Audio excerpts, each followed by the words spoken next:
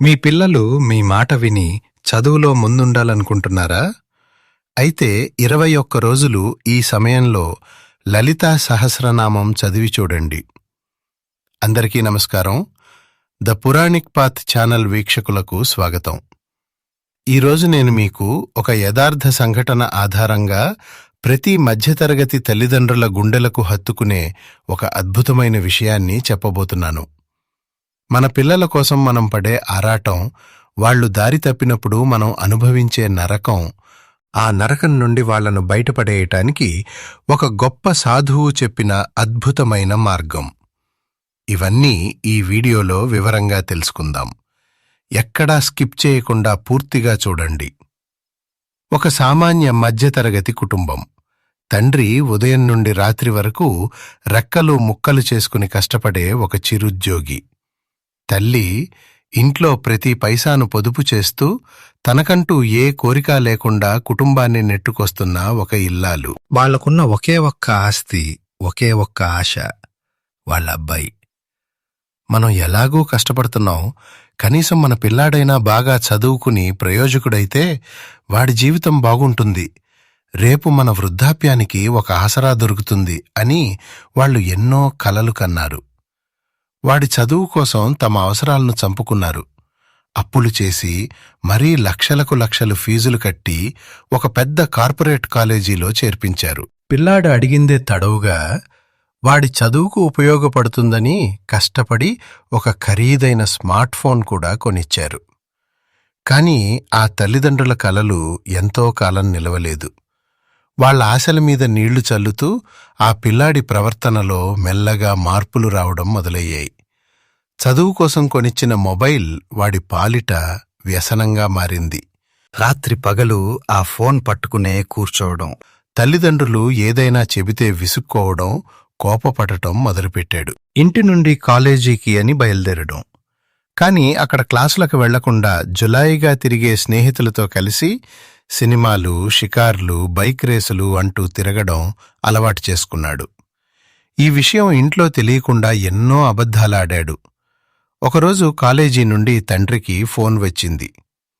మీ అబ్బాయి గత నెల రోజుల నుండి కాలేజీకి రావడం లేదు, ఎగ్జామ్స్లో కూడా అన్నీ ఫెయిల్ అయ్యాడు అని. ఆ మాట వినగానే ఆ తండ్రి గుండె పగిలిపోయింది. తల్లి కన్నీరు మున్నీరుగా విలపించింది. తాము తినక ఆదా చేసిన డబ్బులన్నీ వృధా అయ్యాయని, అంతకంటే ముఖ్యంగా తమ బిడ్డ భవిష్యత్తు నాశనమవుతోందని వాళ్లు తల్లడిల్లిపోయారు.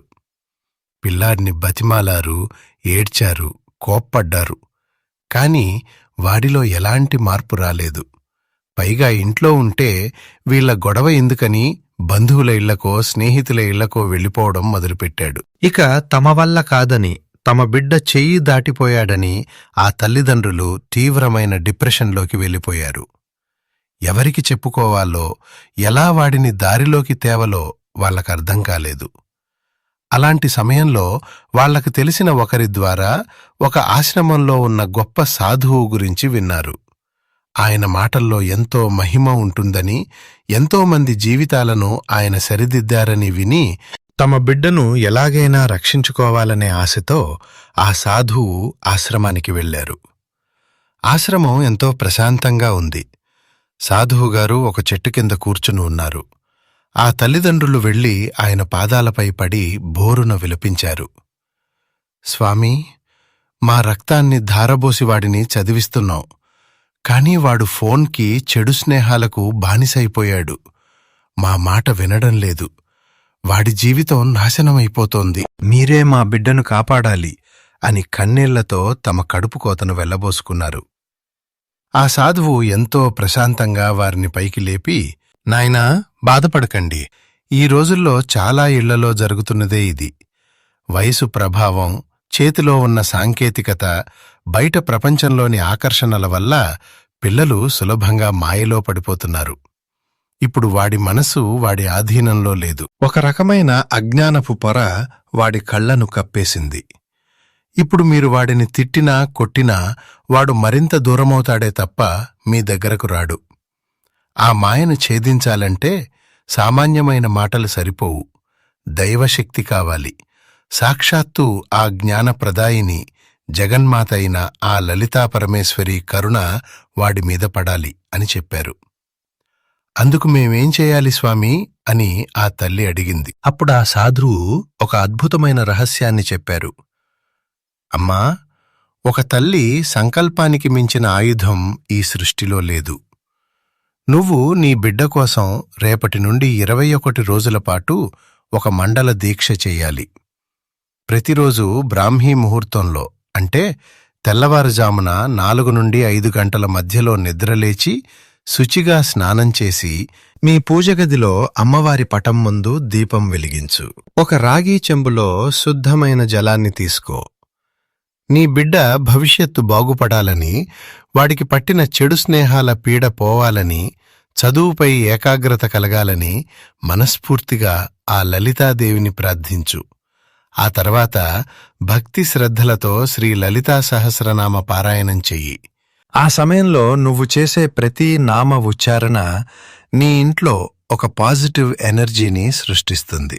ఆ శక్తి నిద్రపోతున్న నీ బిడ్డ మనసులోని నెగటివ్ ఎనర్జీని మెల్లగా నాశనం చేస్తుంది. పారాయణం పూర్తయ్యాక ఆ రాగి చెంబులోని నీటిని అమ్మవారికి నివేదించు.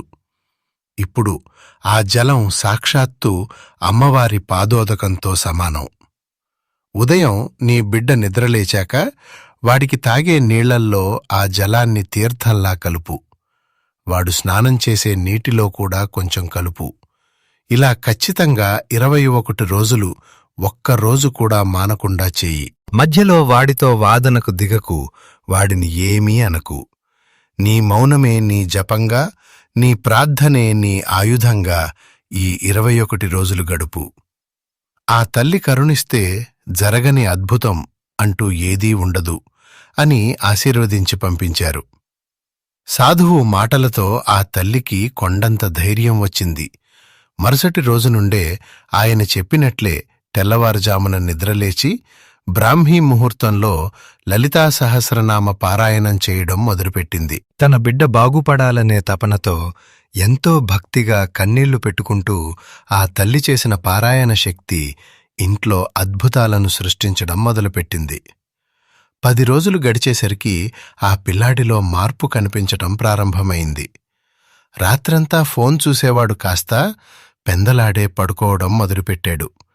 ఎప్పుడూ విసుక్కునేవాడు, సైలెంట్గా అయిపోయాడు. తన కోసం తన తల్లి ఉదయాన్నే చలిలో లేచి పూజలు చేయడం వాడి కంటపడింది. వాడిలో తెలియని ఒక అపరాధ భావం మొదలైంది. అమ్మవారి పాదోదకం వాడి దేహంలోకి వెళ్తున్న కొద్దీ వాడి మనసులోని మాలిన్యం తొలగిపోవడం ప్రారంభమైంది. 21 రోజులు పూర్తయ్యేసరికి ఒక అద్భుతం జరిగింది. తనను ఎప్పుడూ తప్పుదోవ పట్టించే స్నేహితుల ఫోన్లు వస్తే వాడు లిఫ్ట్ చేయటం మానేశాడు. తన తల్లిదండ్రులు తన కోసం ఎంత కష్టపడుతున్నారో, వాళ్లు ఎలాంటి పరిస్థితుల్లో ఆ లక్షల ఫీజులు కట్టారో వాడికి అర్థం కావడం మొదలైంది. ఒకరోజు రాత్రి వాళ్ల నాన్న కాళ్లు పట్టుకుని బోరున ఏడ్చేశాడు. నన్ను క్షమించండి నాన్న, నేను దారి తప్పాను. మీరు నా మీద పెట్టుకున్న నమ్మకాన్ని వమ్ము చేశాను. ఇకపై నా ఫోన్, నా స్నేహితులంతా పక్కన పెడతాను. మీరు గర్వపడేలా చదువుకుని తీరుతాను అని మాట ఇచ్చాడు. ఆ మాట వినగానే ఆ తల్లిదండ్రుల ఆనందానికి అవధులు లేకుండా పోయాయి. వాళ్లు మనసులోనే ఆ సాధువుకి, ఆ లలితా పరమేశ్వరికి కోటి దండాలు పెట్టుకున్నారు. ఆ రోజు నుండి ఆ అబ్బాయి ఫోన్ వాడటం తగ్గించాడు, చెడు స్నేహాలకు దూరమయ్యాడు. పగలు రాత్రి కష్టపడి చదవటం మొదలుపెట్టాడు. అమ్మవారి అనుగ్రహం, హయగ్రీవుని దయవల్ల వాడికి చదువుపై అద్భుతమైన ఏకాగ్రత కుదిరింది. ఫెయిలైన ఎగ్జామ్స్ అన్నీ పాస్ అవడమే కాకుండా కాలేజీలోనే మంచి మార్కులతో ఉత్తీర్ణుడయ్యాడు. చదువు పూర్తయిన వెంటనే ఒక పెద్ద కంపెనీలో మంచి ఉద్యోగం సాధించాడు. ఒకప్పుడు కొడుకు ప్రవర్తన చూసి కుమిలిపోయిన ఆ తల్లిదండ్రులు ఇప్పుడు వాడు సాధించిన విజయాన్ని చూసి గర్వంగా తలెత్తుకున్నారు.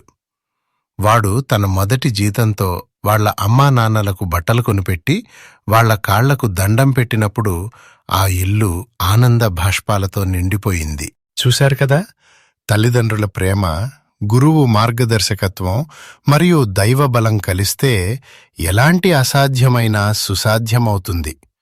మన పిల్లలు దారి తప్పారని వాళ్ల మీద అరిచి గొడవపడి దూరం చేసుకునే బదులు వాళ్ల మనసు మారాలని ఆ భగవంతుడిని శరణు వేడటమే సరైన మార్గం.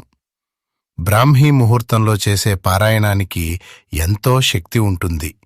అది మనుషుల మనసుల్లోని ఎటువంటి నెగిటివిటీనైనా పారద్రోలి ఒక కొత్త జీవితాన్ని ఇస్తుంది. మీ పిల్లల విషయంలో కూడా ఇలాంటి ఆందోళనలు ఉంటే మీరు కూడా ఖచ్చితంగా ఈ 21 రోజుల లలితా సహస్రనామ పారాయణాన్ని నమ్మకంతో చేసి చూడండి. ఆ జగన్మాత ఆశీస్సులు మీ పిల్లలపైన ఖచ్చితంగా ఉంటాయి. ఈ వీడియోలో చెప్పిన ఆ సాధువుగారి మాటలు, ఆ తల్లిదండ్రుల అనుభవం మీకు ఎలా అనిపించిందో దయచేసి కింద కామెంట్స్లో తెలియజేయండి. అలాగే పిల్లల భవిష్యత్తు గురించి ఆందోళన చెందుతున్న ప్రతి ఒక్కరికి ఈ వీడియో చేరేలా మీ బంధుమిత్రులకు షేర్ చేయండి. ఇలాంటి మరెన్నో అద్భుతమైన ధార్మిక పురాణ రహస్యాల కోసం మన ది పురాణిక్ పాత్ ఛానల్ని సబ్స్క్రైబ్ చేసుకోవటం మర్చిపోకండి. కామెంట్స్లో అందరూ భక్తిగా శ్రీమాత్రే నమః అని కామెంట్ చేయండి. ధన్యవాదాలు.